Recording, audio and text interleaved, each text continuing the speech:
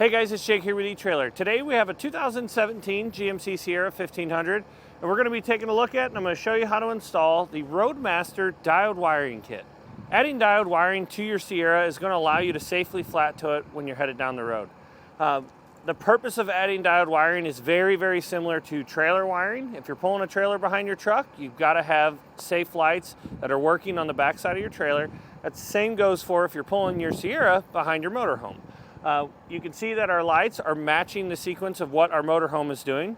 And the way that it's going to do this is behind our taillights, we've got diodes in line with our factory taillights so we can transfer those lighting signals safely. Now when it comes to picking out the correct diode kit, there's a couple different options. One is going to include the 6-pole pigtail harness that connects to the motorhome and a 6-pole plug that goes on the front of your vehicle, the 4-pole wiring and the diodes.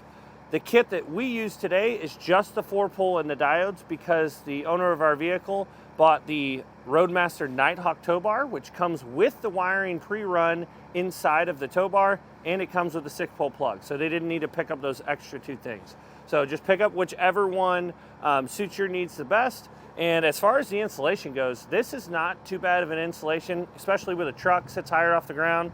You can run the wire exactly where I ran it without having to use a lift. So let's go ahead and jump into it. To begin our installation, we need to take our 4-pole wire that comes in our kit and run it from the front of our vehicle, wherever you're going to mount your 6-pole. We're going to mount ours up here underneath the license plate. But wherever you decide to mount yours, you want to run the 4-pole from that back to the back of the taillights. I'm going to go ahead and do that. We'll come back and show you the route that I took. Now, to run our wiring, what I did was I just tied a small loop here off the end because we're going to end up installing it under our bumper. Ran it inside our frame rail through our access hole right here. I just used a piece of airline tubing and ran it back. We fish wired it back. And then you can keep popping out of these side holes in our frame. You just grab the fish wire or the airline tube, grab it. You can see it on the inside here. But grab our fish wire, come out of the hole, go back in the hole. And then I was able to get all the way back to right here. Then I had to pop out of the frame, go up. I attached it to existing wiring till I got back next to the rear tire. And then I went back in the frame and finished off through the end of the frame rail. Now that we've got our wiring run back to the back of our vehicle, we can take our taillights off in order to run our wiring up. We'll take a T15 Torx bit and take these 2 screws off that are holding our taillights in place. Now to get this light out, we're going to have to pull straight back on it.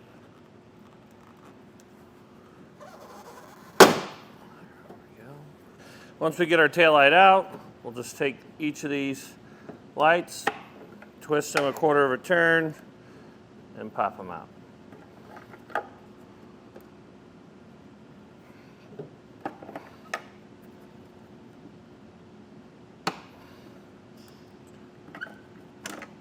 Then we can set our taillight to the side.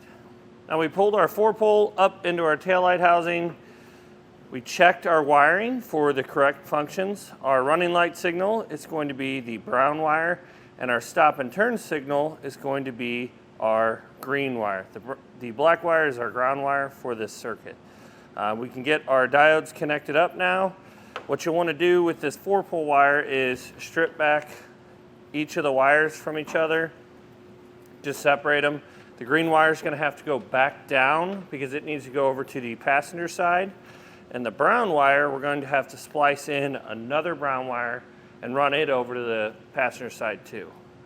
But we'll connect up the brown wire and the yellow on the driver's side. And we're going to start with our running light signal, which is going to be the green wire. You want to cut it in half. We're going to have to attach one of the spade terminals to this yellow wire to connect it in with the green. So we'll get these stripped back. Now, whenever you're doing this, you definitely want to, especially with these smaller wires, you want to give the wire a little bit of a twist. And then we'll take our spade terminal, slide it over the end, and crimp it down. Now, once you get your 3 spade terminals put on your 2 green wires now and your yellow, we can take our diode, and if you think of it, as a straight line, you'll want the light side to be connected to the out.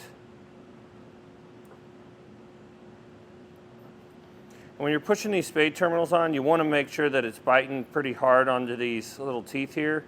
If they're not, you can just take a pliers and crimp down on those a little bit, and it'll make sure it's a more positive connection. Slide those on, and then we'll connect our yellow wire in.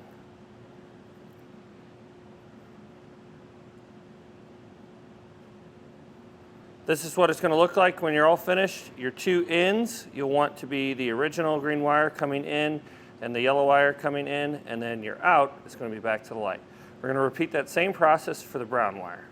Now for our running light signal, we're going to have to splice in another length of wire, like we said earlier.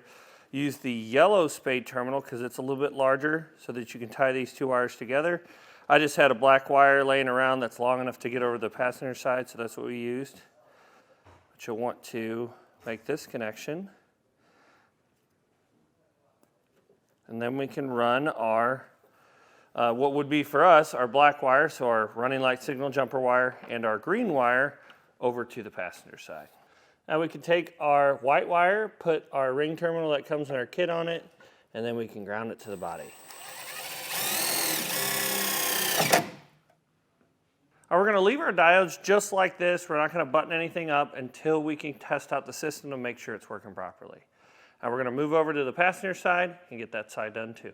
Now the way that we ran our wiring underneath is you want to just follow existing factory wiring, just zip tie it along the way, come up through our taillight housing, and then here we are at our connections. So we'll do the same thing that we did on the driver's side, except we're going to be using the green wire for our passenger light signal, our passenger side signal. That will go with the green wire, and then our black jumper wire from our running light signal will go into the brown wire. Now you'll want to temporarily hook up your 6-pole so that we can test out our diodes. The way that you want to connect those to the back of our 6-pole with our plug in the correct orientation. On the top, going counterclockwise, you want to do the brown wire, the white wire, then the yellow wire, then the green wire. When you're tightening these down, be sure that you don't tighten them too hard because you'll strip out the copper wire on the inside, and you also don't want any stray wires hanging out because it can give you a false signal if it touches the next one. But with this in place, we'll go ahead and hook up our tester box and make sure our lights are working. We'll start with our tail lights, our left turn, our brake lights, and our right turn. Now that we know our diodes are working properly, I'm just going to pull these taillights back off, tie everything up, get all of our lights reconnected, and typically just use some electrical tape in order to secure those diodes together. You can pull back the sticky tape on them, stick them together, and wrap them with electrical tape. Now the last thing we need to do is get our 6-pole safely mounted up somewhere. We're going to wait to do that because we have a couple other components to install on this still, like our braking system. So we'll go ahead and do the braking system, and we'll come back and show you where we decided to put our 6-pole. We just used some self-tapping screws in order to mount ours under our license plate. Once you get everything all buttoned up, that's going to do it for the installation.